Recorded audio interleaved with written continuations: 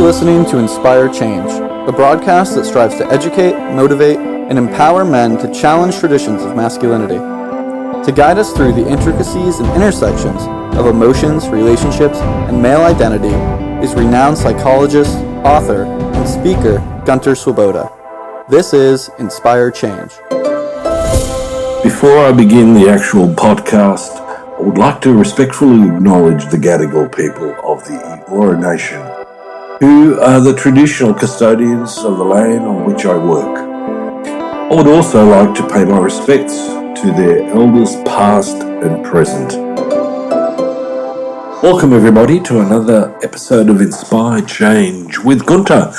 I'm your host. And again, scouring through social media, the media, there was something presented to me that I thought was worthwhile talking about. I've actually alluded to this in previous podcasts, but I want to get a bit more succinct with this because it is taking up an enormous space in our social fabric. So what am I talking about? Well, basically, I'm talking about ADD, ADHD. The headline that caught my attention was that the number of Australians being prescribed medication for ADD has more than doubled in 5 years. Now, in my mind, that's pretty staggering. Okay, so the question is, folks, what's going on? What are we seeing here in how people are and how people are functioning?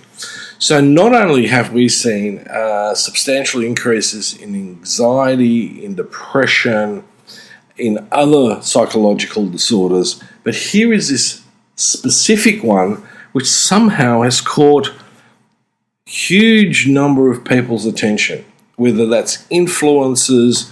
You go to YouTube and you dial in for ADD, ADHD, and you get a mass amount of video.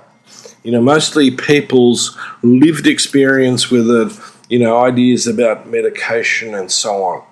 So it is an interesting area as a psychologist and as a psychotherapist. For me especially, because I work with boys and men, this topic is always front and center in one form or another. And it also raises the issue about how do we differentiate ADD, ADHD from other conditions, especially anxiety. So what I thought I would do, and hopefully, you guys out there who are listening to me, who follow my podcast, are going to pay particular attention to this because I want to stimulate your critical thinking. I don't want us just to jump on a bandwagon and roll with it. We need to become better educated, better critical thinkers, because in one way or another, this may or may not affect you. It may or may not affect the people that I work with. So to be able to, firstly as a professional, but secondly also for those of you who are lay people in my audience, to think about this much, much more broadly than simply having this presented in a nice wrapped up little package. So I thought what I'd do to start off with, this is because one of my interests is history, is to see whether there is a historical background to this.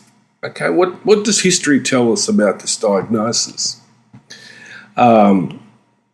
Essentially, it's actually quite complex, and it's also evolving. So, in order to understand any disorder, we need to look at how that diagnosis of a disorder develops over time. I work with PTSD a lot, and I can tell you that when I first started working in this field in the early 80s, the PTSD that I saw was with combat veterans, returned soldiers from Vietnam and from other conflicts. And then as time went on, we started to recognize that other people are experiencing and suffering from post-traumatic stress disorder. So history is important. The way that PTSD presents now is actually quite different to how it was presented or how people presented with it, in the First World War and the Second World War, where it was, called shell shock or battle fatigue. So we do need to understand that diagnoses develop over time, shaped by scientific research, hopefully, and the diagnostic criteria also change and evolve. But one of the other important factors that we need to consider is the fact that there are social perspectives about illness, disorders, and diseases. It's not that simple just to go into biology or neuroscience to expect it to give us the answers. We need to go more deeper into it, and that's what I'm hoping to give you guys a taste for. Okay, so let's go back in time. How far back do we need to go? Well, we can go back to as late as the 18th century when physicians and researchers, and we've got to keep in mind that research in those days is different to what it is now, began to describe symptoms resembling what we now call ADD, ADHD. Okay, so now let me put my skeptic's hat on. Well, are we identifying that simply through the glasses of hindsight, or are we able to differentiate that very clearly and say, yes, this is what they saw because this is what we got now, this is the evidence that we have now? So these early descriptions particularly actually focused on behaviours such as inattention, impulsivity, and hyperactivity in children. Let's go fast forward, 20th century. What's happening in the early 20th century is that we see terms like minimal brain dysfunction and hyperkinetic reaction of childhood were used to describe these behaviours. Okay? Now, it wasn't until the 60s and 70s that the modern concept of ADD, ADHD began to take shape. Now, let me just bring something else in, and that is that, when a psychiatrist describes, for example, why men are having difficulties expressing their emotions, they use a term called normative alexithymia. Now, when you take it on face value, that sounds like a sort of a disease. This is what, maybe the person has some problem with their brain, their constitution, whatever.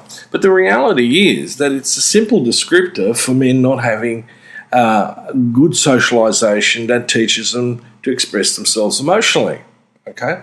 So I want you to factor things like this in because they're actually really important in understanding stuff.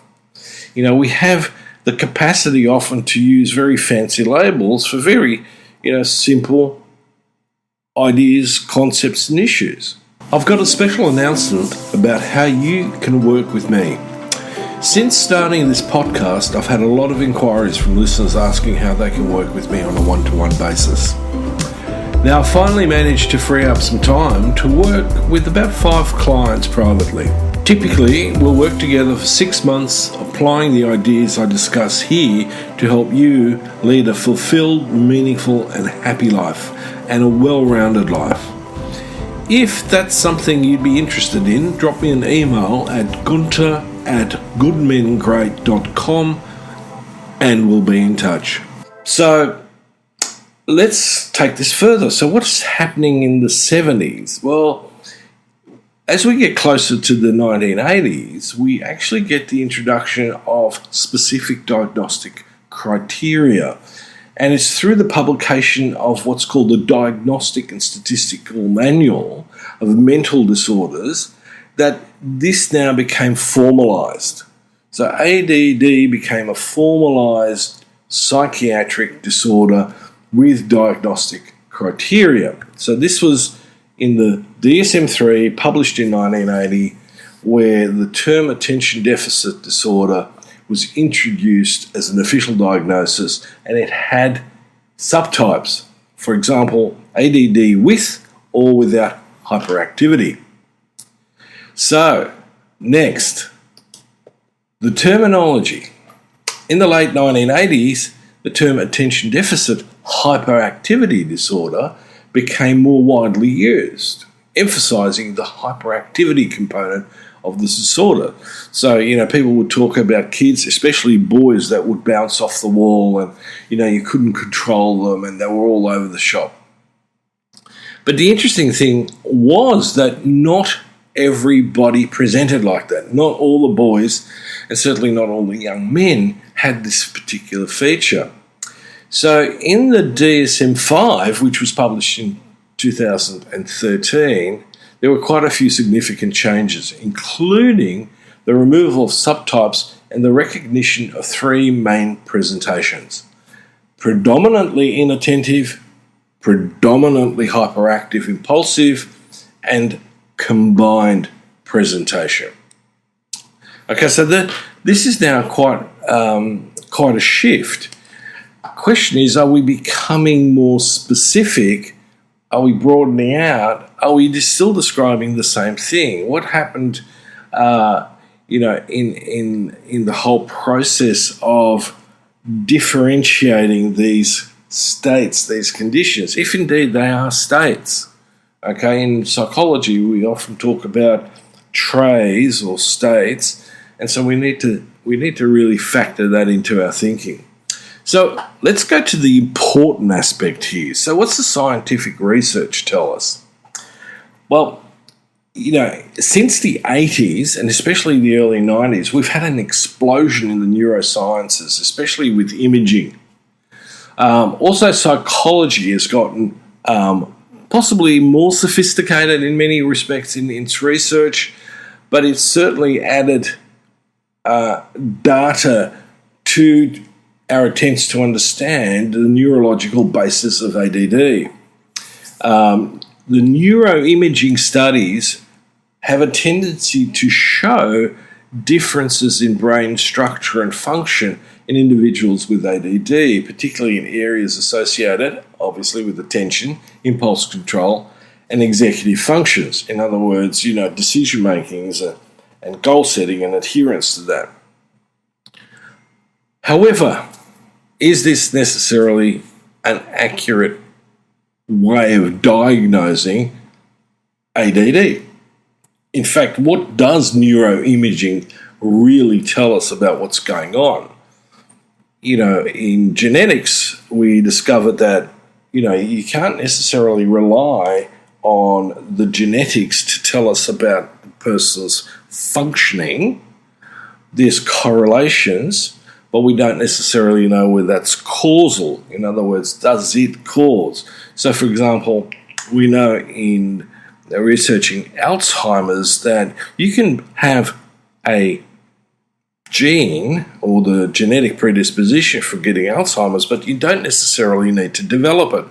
That comes down to the exposure to lifestyle events, to certain other variables that are environmental, not so much internal. So we've got to be a bit sort of critical in our thinking, possibly a bit more skeptical sometimes, because lots of stuff, is presented scientifically. For example, in the area of nutrition, in the 70s and 80s, you weren't supposed to eat potatoes because they were really, really bad for you. And so there are definite social trends that go along with our understanding of what's good and bad for you or what something is. So let me then introduce the other area, which is social perspectives. So ADD, for some reason or another, has grabbed so much attention and it's increasing. And so much of people's behaviour gets thrown into this pot of ADD that I've actually got to begin to question what it is that we're looking at. Now, it's possible that, like, for example, in schizophrenia, one label doesn't describe all of it anyway, so it could be an umbrella term. And it could also be that what we're actually seeing is a response or reaction to environmental conditions. Some people argue that ADD is overdiagnosed. Other people say that, well, it's simply a reflection of normal behavioural variations. while other people emphasize that, with more accurate diagnosis and more appropriate treatment for individuals, that this is a genuine impairment. That really leaves the field open, because how do we really define impairment, right? We got to ask ourselves. I know people who are on the spectrum, the autism spectrum, who are highly intelligent and extraordinarily functional in their life, but they have certain aspects to them where we go, oh, yeah, it's a bit different.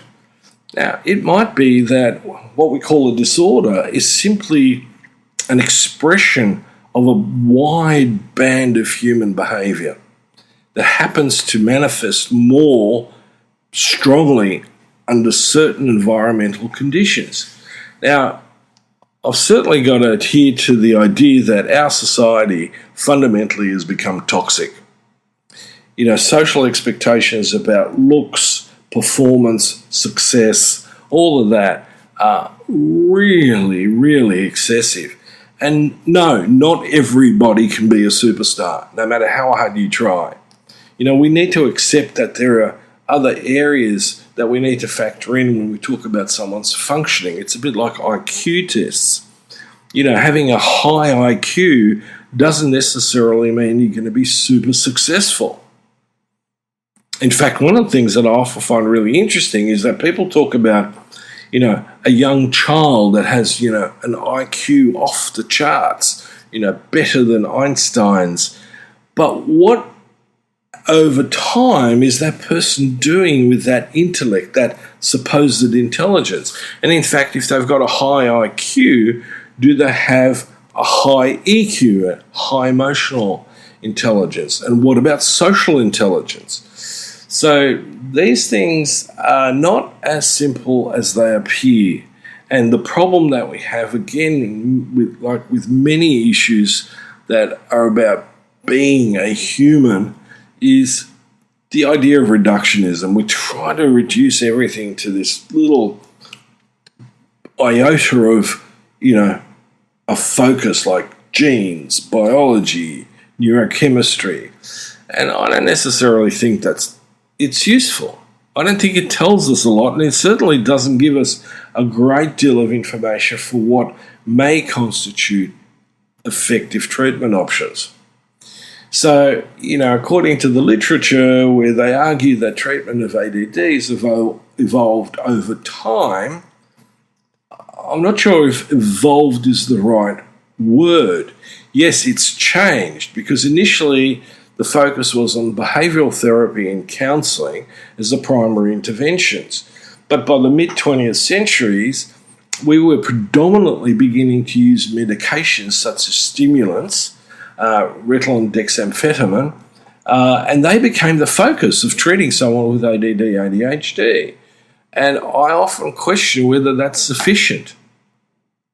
In fact, I would tend to argue that simply putting someone on medication with a complex problem like ADD isn't really going to give us, a long-term successful outcome.